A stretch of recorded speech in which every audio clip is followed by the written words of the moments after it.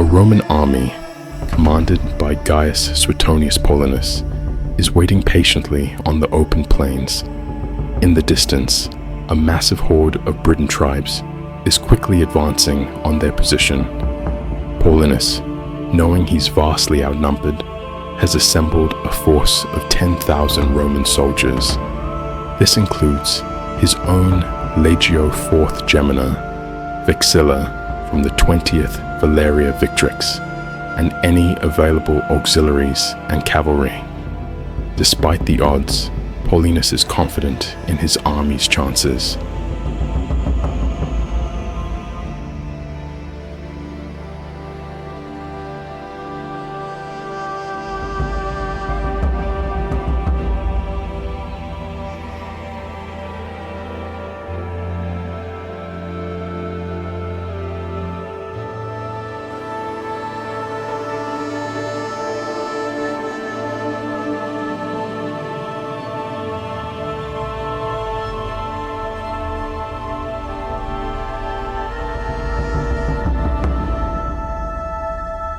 They are stationed in a narrow pass, surrounded by dense forests and foliage, which would protect their rear and flanks from any surprise attacks.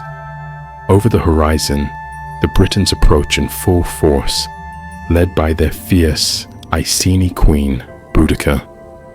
As she rides at the front of the Briton army in her war chariot, Boudicca's confidence is clear. Her forces outnumber the Romans nearly 8-1.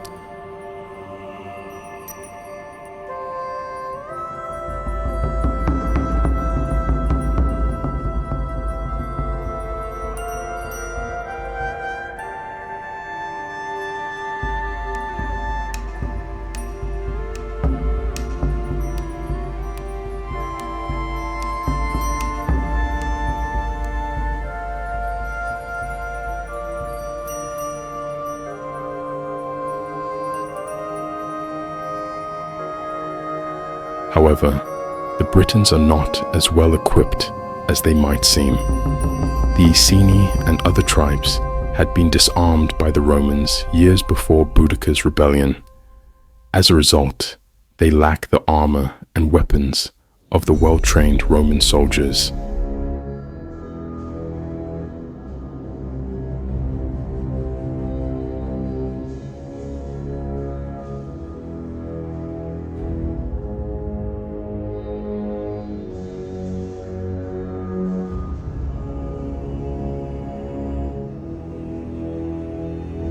Out of sight of the main engagement, their families watch, expecting a crushing victory. But this strategic blunder would soon lead to disaster for the Britons.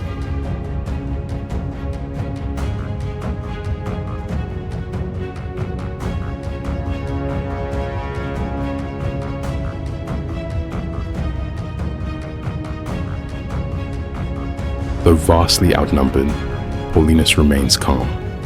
His soldiers are well-trained, disciplined, and armed with superior weapons. More importantly, they fight as a cohesive unit, unlike the Britons, who rely on individual warriors.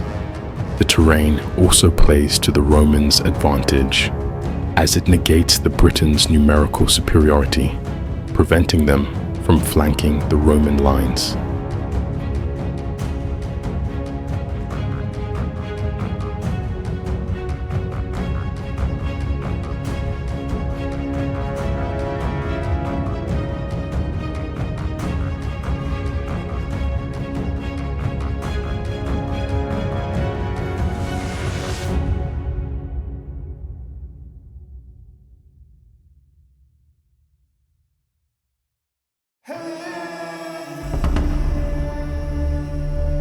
Tacitus, the Roman historian, records her speech to her followers. "It is not as a noblewoman, but as one of the people, that I avenge our lost freedom. My body, scourged and violated, stands as proof of Rome's lust. They have polluted us, disregarding age, virginity, or status. But heaven is on the side of the righteous, and the Romans will soon know the price of their arrogance. We must fight, for This battle is a fight to the death.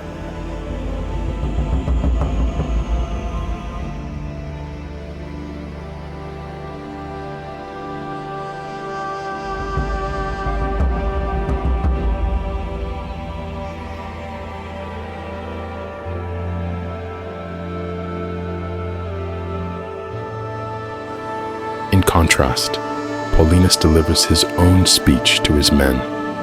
Do not fear their noise. They are women, not warriors. We've beaten them before, and will beat them again.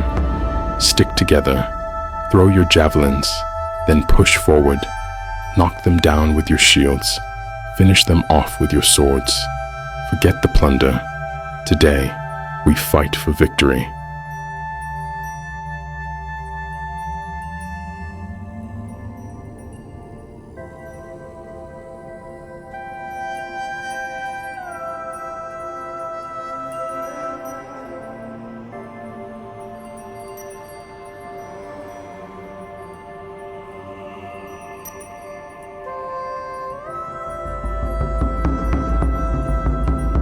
But the Romans, with their heavy shields and armor, quickly fend off the threat.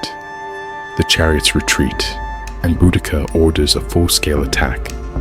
As the Britons close in, the Romans release their pilums, striking down their enemies with precision. In response, the Romans form into a wedge-like formation, cutting through the Britons like a sharp blade.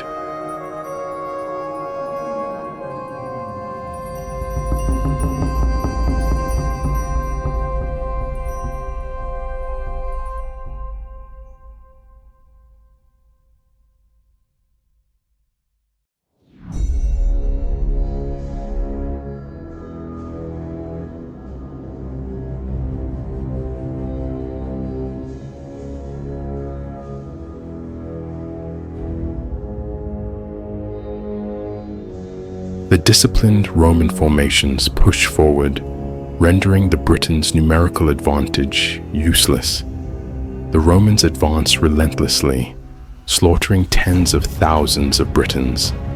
The Britons begin to panic as they are pushed back toward their supply wagons, but the narrow space makes them easy targets for the Romans. Their retreat turns into chaos, with Roman cavalry attacking from the flanks.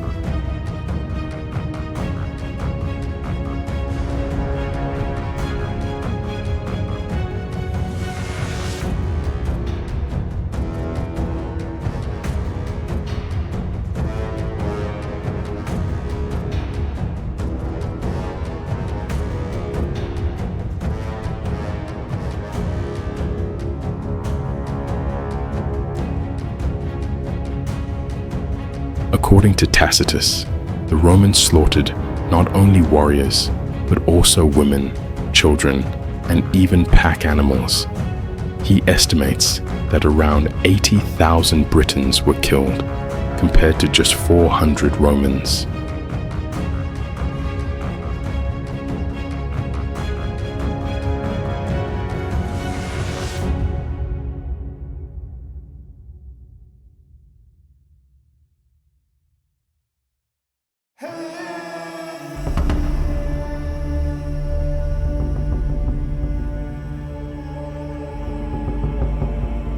After some time, she reportedly poisoned herself, though other historians like Cassius Dio suggest she fell ill and died of natural causes. Regardless of the cause, her defeat marked the end of the rebellion. This overwhelming Roman victory was made possible by superior training, discipline, equipment, and strategy, with Paulinus's tactical genius proving key. The Battle of Watling Street is considered one of the greatest victories in Roman history, not only for its scale, but for the astonishingly low number of Roman casualties. It's a masterclass in military strategy that left the Britons in shambles